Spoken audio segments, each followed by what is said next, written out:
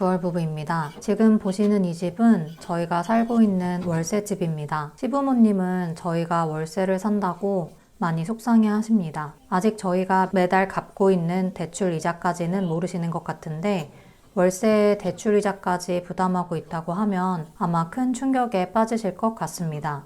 월세를 살면 좋은 게 있습니다. 사람들이 저희를 불쌍하게 생각한다는 것입니다. 그래서 어머님 댁에 가면 너네 월세 사니까 한 푼이라도 아끼라고 하시면서 음식을 많이 챙겨주십니다. 어머님 덕에 식비가 많이 절약되어서 항상 감사하게 생각하고 있습니다. 물론 저희는 현재 수입의 대부분이 숨만 쉬어도 나가는 돈이기 때문에 생활이 매우 팍팍하기는 합니다. 그래도 어찌저찌 버티고는 있습니다. 쌀부터 고기, 반찬, 과일까지 어머님이 많이 챙겨주셔서 샐러드나 냉동식품, 간식, 빵 같은 식재료만 장을 보고 있습니다. 최대한 돈을 아끼고 있지만 먹고 싶은 걸 먹지 못하면 남편이 스트레스를 받는 편이라서 저녁 메뉴나 가끔 외식을 할 때는 거의 남편이 먹고 싶어 하는 걸로 결정하고 있습니다. 남편은 워낙 어렸을 때부터 어머님이 밥을 잘 먹여서 키우셔서 식사를 중요하게 생각하는 편입니다. 이렇게 각자가 살아온 환경은 다르지만 상대방이 무엇을 중요하게 생각하는지 그리고 어떻게 하면 스트레스가 풀리는지만 알아도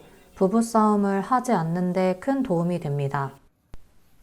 오늘은 남편이 먹고 싶어 했던 바질새우 파스타를 만들어 주려고 오랜만에 마켓컬리에서 장을 봤습니다. 생활비를 아끼는 가장 좋은 방법은 음식을 집에서 만들어 먹는 것과 배부르지 않게 먹는 것입니다. 요즘은 물가가 너무 많이 올라서 외식 한번 하려고 하면 최소 3만 원 후반대 그리고 음료까지 주문을 하면 4만 원이 훌쩍 넘더라고요. 배달을 시켜 먹으면 배달료도 아깝고 몸에도 좋지 않으니까 최대한 집에서 요리를 하려고 합니다. 그리고 저녁을 너무 배부르게 먹으면 저녁을 먹고 밤에 일을 하는데 졸리기 때문에 적당히 먹으려고 합니다. 밥을 좀 덜 먹고 일을 하면서 차라리 음료를 마시거나 과일을 먹는 편입니다. 남편은 퇴근을 했지만 다시 일을 시작해야 하니까 체력적으로 힘이 들 수밖에 없을 겁니다. 이럴 거면 무리하게 투자를 하지 말고 실거주 집 한 채만 사서 대출이자 갚으면서 편하게 살 걸 그랬나 싶은 순간이 있지만 돌아보면 힘들게 살아온 만큼 스스로 많이 성장한 것을 느끼고 있어서 저희는 예전의 삶으로 돌아가고 싶지는 않습니다. 지금 이렇게 힘든 만큼 저희의 노후가 조금은 편안할 거고 남들보다 일찍 시간과 돈으로부터 자유로울 수 있을 거라고 믿고 있습니다.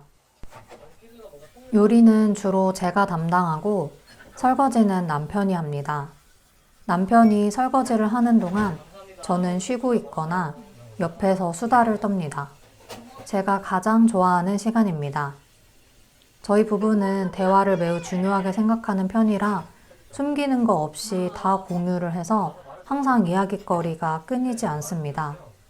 오늘 있었던 이야기, 가족 이야기, 저희가 하고 있는 부업에 대한 이야기 등등 시간이 항상 모자라는 편입니다. 밥을 먹고 빨래를 갭니다.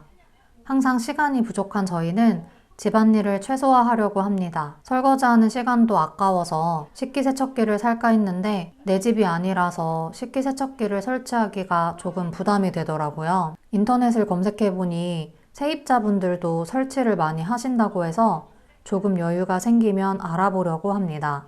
평소에는 빨래 무덤을 만들고 필요할 때마다 그 무덤에서 찾아서 옷을 입는 편입니다. 바람직한 방법은 아니지만 어쩔 수가 없습니다. 집안일을 하는 시간이라도 아껴야 부업을 할 수 있기 때문입니다. 대부분 직장인이 그렇듯이 남편도 퇴근을 하고 집에 오면 7시가 조금 넘습니다. 저녁을 먹으면 금방 저녁 8시가 되고 집 정리까지 끝내면 8시 반이 될 때도 있습니다. 그때부터 일을 시작하면 집중할 수 있는 시간은 3시간 남짓입니다. 운동을 하는 날은 2시간밖에 되지 않습니다. 2~3시간은 유튜브 보거나 넷플릭스를 보면 금방 지나가는 시간이라 저희는 그런 여유를 포기하기로 했습니다.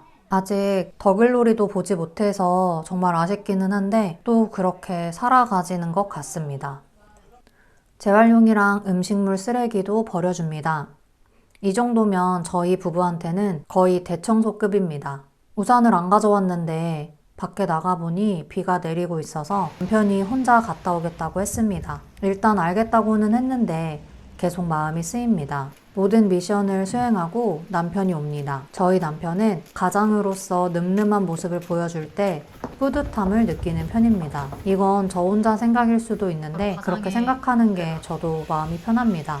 남편의 노력을 인정해주기 위해서 마구 칭찬을 해줍니다. 다음날 아침, 남편이 아침 일찍 출근을 했습니다. 남편이 출근할 때 저도 일어나서 꼭 배웅을 해주는데 평소보다 1시간이나 일찍 일어났더니 남편이 회사를 간 다음에 또 잠에 들어버렸습니다. 남편은 힘들게 일을 하고 있는데 잠이나 잔 제 자신이 너무 한심스럽지만 일단 씻고 준비를 합니다. 얼마나 많이 잤는지 얼굴이 정말 많이 부었습니다. 컨디션이 이렇게 좋지 않은 날에는 집에만 있기보다는 집 밖에서 일을 하는 것이 더 집중이 잘 됩니다. 카페에서 일을 하는 사람들을 카페 사장님께서 좋아하지 않는다는 신문 기사를 보고 나서는 개인 카페보다는 대형 카페로 가게 되더라고요. 다행히 집 앞에 노트북을 해도 되는 카페가 있어서 점심도 먹고 일을 했습니다. 사실 저는 제가 퇴사를 하고도 회사를 다닐 때보다 이렇게 일을 더 많이 하게 될 줄은 꿈에도 생각을 못했습니다. 새로운 일을 하기 위해서 퇴사를 계획하고 계신다면 정말 진지하게 다시 한번 생각해 보시길 추천드립니다. 저는